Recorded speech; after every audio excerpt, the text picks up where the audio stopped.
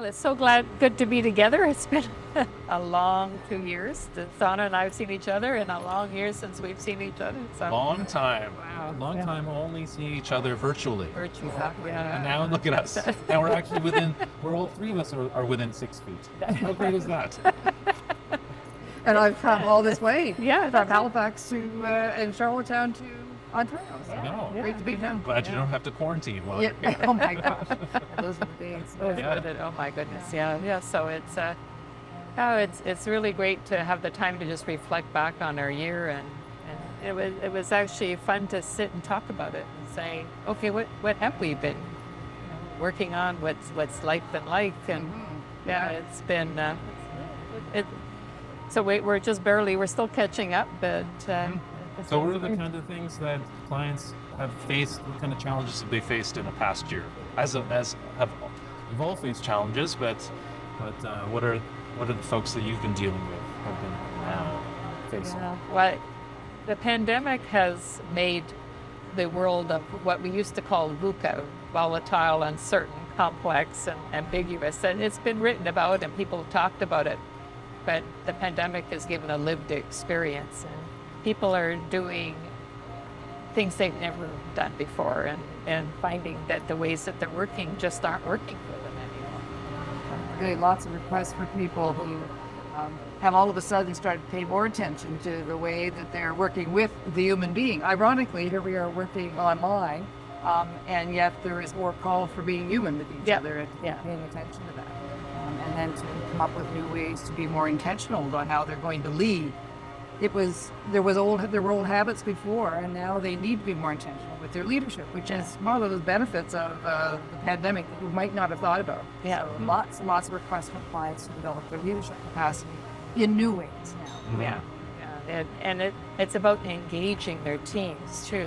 They're working from home, they're working virtually, and a lot of people really tried to just translate the way they were working in the office into what they were doing in virtual space, and it wasn't quite working. How do you not have breaks when you're sitting on the computer all the time? So there's a lot of conversations there they wanted to have, and I guess it's about what are the conversations we need to have now, both looking back at what we've learned, but over the past year, it's like, how do we engage people differently? How do we lead so that other people can step into their leadership to their fullest capacity? How do we make sure that the workplace is setting it up so that people can thrive and flourish in very difficult times? Yeah. Well, it's funny. I was speaking with a senior executive at a bank just a couple of days ago, and the conversation was around What it's like to lead a team, and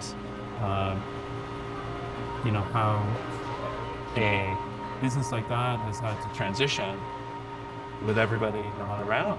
So, what are the types of things that leaders can do to be effective when you can't have everybody around you anymore, because a lot of people are only used to that for their whole lives.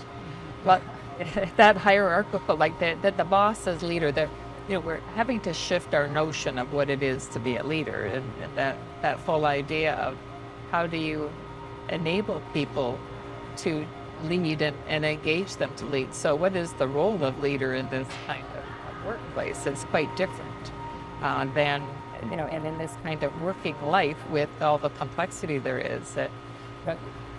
The notion that the leader knows everything or even knows anything is really passé.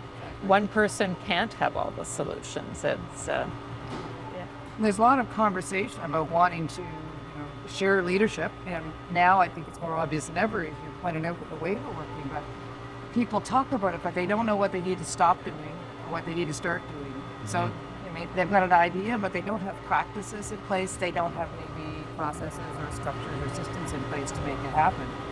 And some of the things that they have traditionally been doing with, for example, middle management, they have to really work differently with middle management, and that just takes an awful lot more conversation than we're used to having. Yeah. And so defining what they mean by the kind of collective or shared leadership.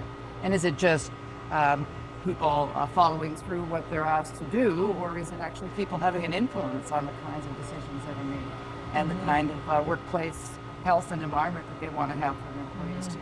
So if they want people to work hard, people are willing to work hard, but they want to have say what they're going to be doing, and people will support what they help to create.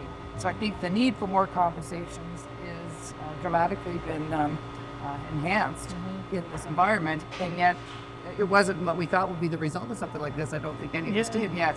It really has required people to start having tougher conversations in online spaces, and really being clear about what they want from each other, making clear requests and promises, and following through. Yeah. And it's been a lot too about then how do we up the game of our whole leadership team? So not just a leader, but how do we in up the game, how do we help them to step more courageously into the work that they have to do and make the decisions they can make?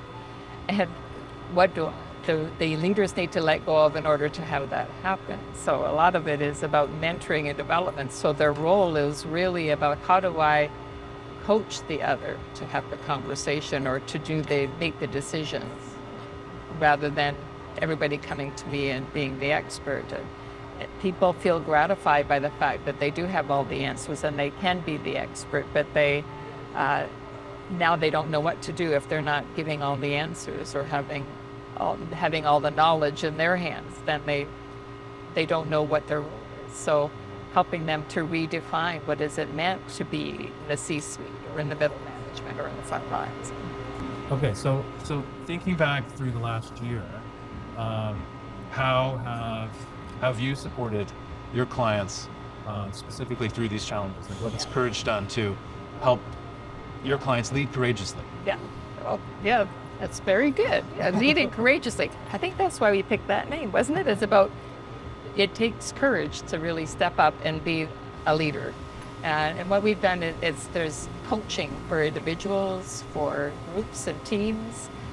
We've provided really processes to help people define their future culture that they want to create together, and then basically facilitated processes and to help them co-design processes that would help them start to figure out where they need to go and then how they're going to get there.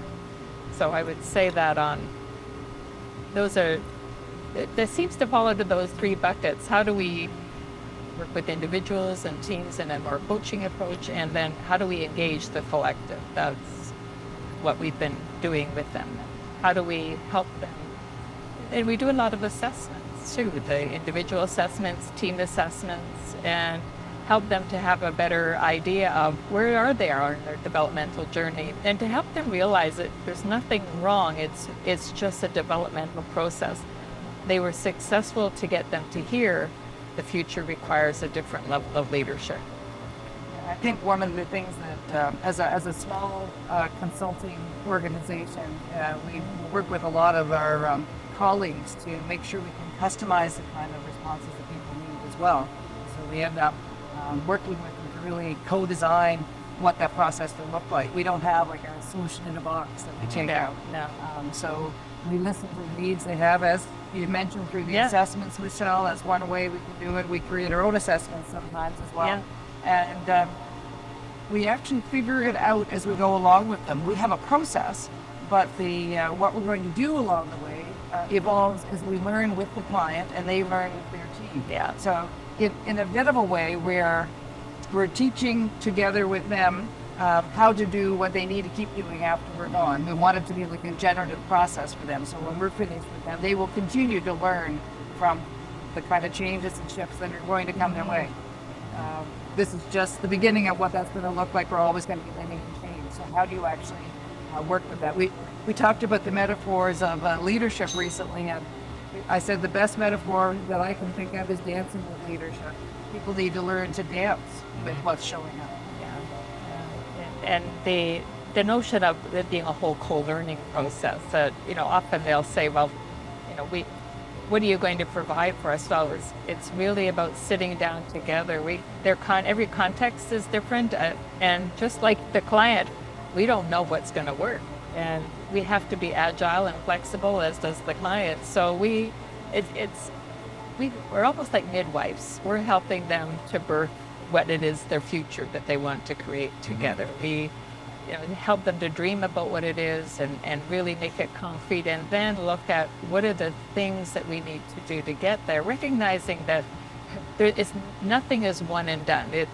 This is an ongoing evolutionary process. So we want them to have the tools and the practices and the conversations and the capacity to both mentor and develop others and to continue the work when we're gone. So hopefully they'll have us back. But mostly we want to build their capacity to continue to lead as they go forward.